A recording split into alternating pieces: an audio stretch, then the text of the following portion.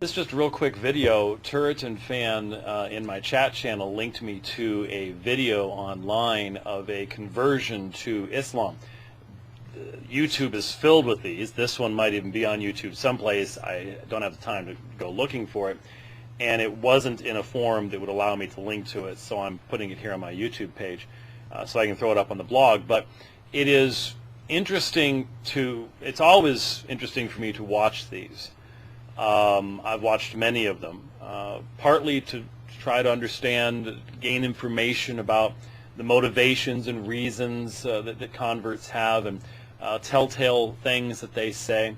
I post these things and I realize that they bother Christians, and I do so purposefully.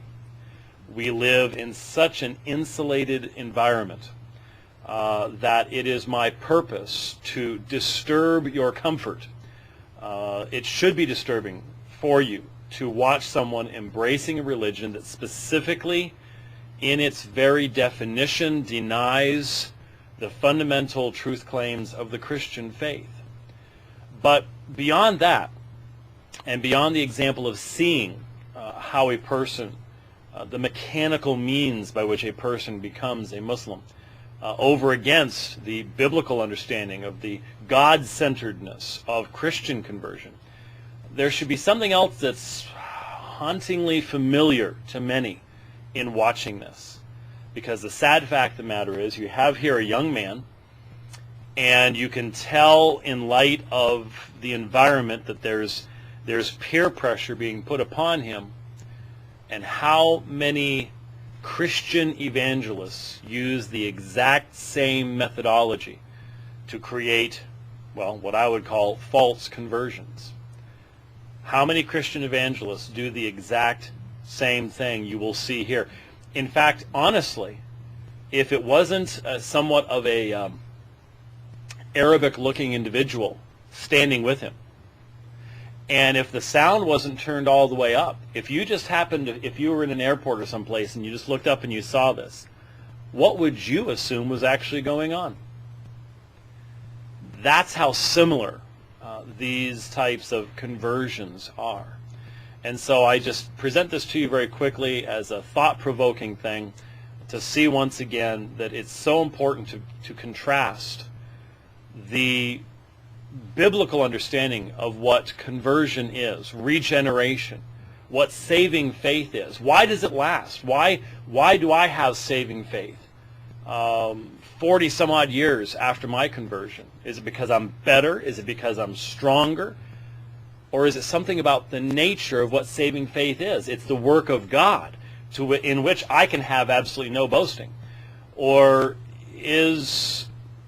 are the methodologies of many evangelicals that create all these conversions through the use of 32 stanzas of Just As I Am, or the peer pressure, or all the rest of the things especially happen in youth contexts, is that really biblical? Is that really godly? And how does it differ from what we're going to see right here, converting someone to a different religion?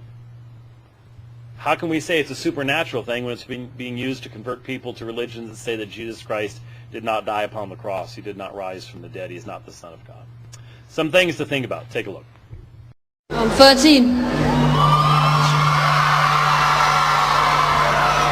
So Henry, is anyone forcing you to embrace Islam? Did anyone force you? No, not at all.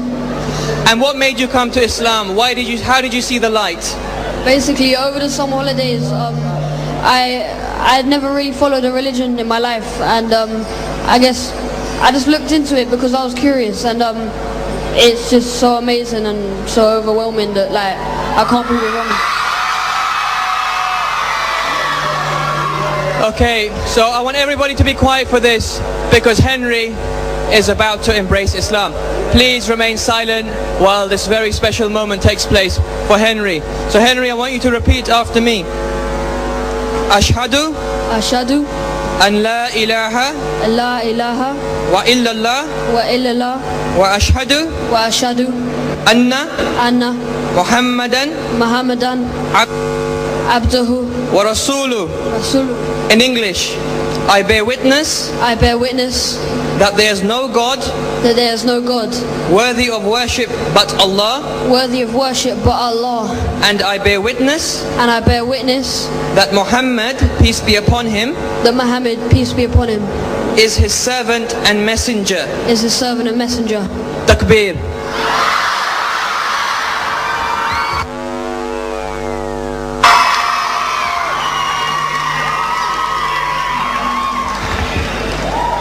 When you see Henry walking around, give him a great hug and congratulate him, because Henry, you are part of billions of Muslims around the world. And every single one of these people in front of you and more will love you for it, because you are Muslim. And we have something in common now. We all worship Allah. How do you feel? I feel amazing.